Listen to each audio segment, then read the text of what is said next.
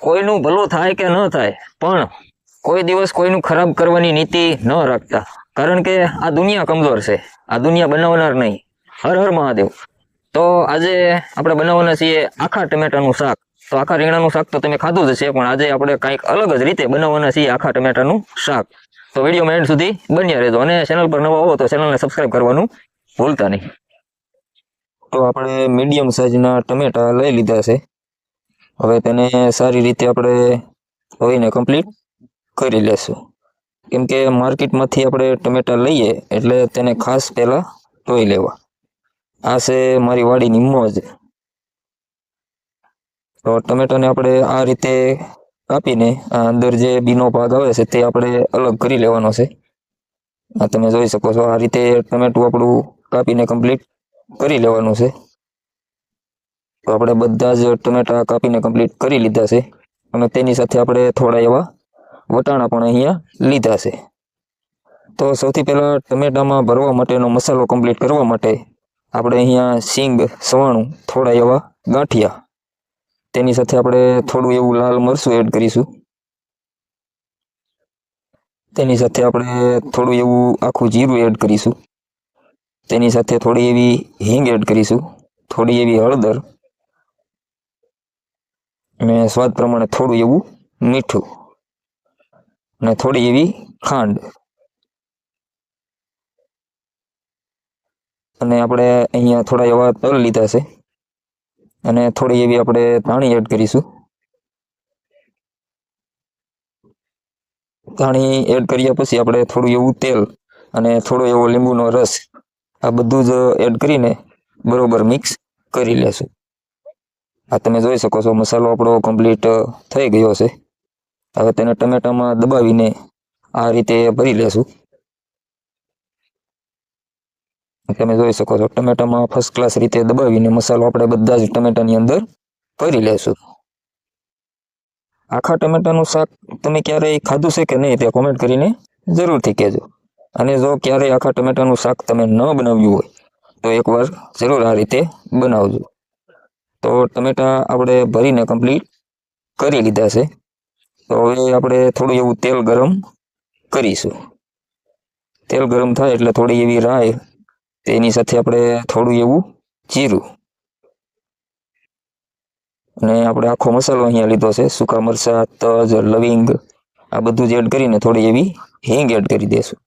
પછી આપણે લીલા મરચાં એડ કરી દઈશું. તેની સાથે લીલું લસણ એડ કરી દઈશું.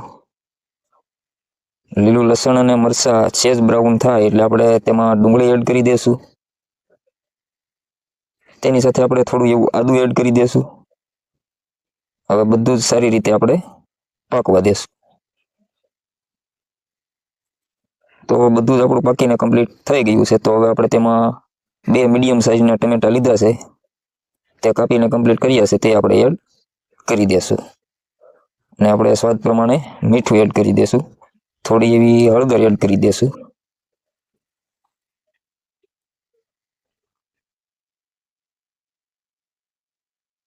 ટમેટા આપણા પાકીને એકદમ કમ્પ્લીટ થઈ ગયા છે. તો આપણે તેમાં લાલ મરચું પાવડર એડ કરી દઈશું. તેની સાથે તમે થોડી એવી ધાણી પણ એડ કરી શકો છો. હવે આપણે થોડું એવું પાણી એડ કરીને મરચાંને આપણે સારી રીતે પાકવા દઈશું. મરચું આપણું પાકીને કમ્પ્લીટ થઈ જાય એટલે આપણે તેમાં વટાણા એડ કરી દઈશું, અને તેની સાથે આપણે થોડી એવી ધાણી એડ કરી દઈશું. વટાણા મરચું પાક્યા પછી નાખવાથી શાકનો ટેસ્ટ ખૂબ અલગ અને સારો આવે છે. તો હવે આપણે વધારે પાણી એડ કરીને વટાણાને આપણે સારી રીતે બફાવા દઈશું. પાણી આપણું ઉકળીને કમ્પ્લીટ થઈ જાય એટલે આપણે તેમાં જે ભરીને ટમેટા કમ્પ્લીટ કર્યા છે તે ટમેટા એડ કરી દઈશું. આખા ટમેટાનું શાક, આખા રીંગણાનું શાક પણ તમે ભૂલી જાઓ તેવું બને છે. તો એકવાર જરૂરથી આ રીતે આખા ટમેટાનું શાક બનાવજો. હવે જે આપણે ટમેટાની અંદર જે મસાલો ભર્યો છે તે આપણે થોડો એવો વધારે બનાવવાનો છે, અને જે વધારે મસાલો બનાવીએ તે આપણે અહીંયા ગ્રેવી માટે એડ કરવાનો છે. તો બધું જ એડ કરીને આપણે 5-7 મિનિટ સુધી આપણે સારી રીતે પાકવા દઈશું. તમે જોઈ શકો છો. 5-7 મિનિટ સુધી આપણે સારી રીતે પાકવા દેશું. તો શાક આપણું પાકીને થઈ ગયું છે કમ્પ્લીટ. તમે જોઈ શકો છો આખા ટમેટાનું શાક. અને આ વાડીની અમારી મોજ, લીંબુ, ડુંગળી, ટમેટા, રોટલી, તેની સાથે આખા ટમેટાનું શાક. તો આ વિડીયો તમને કેવો લાગ્યો તે કોમેન્ટ કરીને જરૂરથી કહેજો. અને વિડીયો તમને થોડો પણ ગમ્યો હોય તો વિડીયોને એક લાઈક જરૂરથી કરી દેજો. અને ચેનલ પર નવા હોવ તો ચેનલને સબસ્ક્રાઈબ કરવાનું ભૂલતા નહીં, કેમ કે આવા અવનવા વિડીયો લઈને હું આવતો રહું છું. તો મળીએ છીએ નવા વિડીયો સાથે.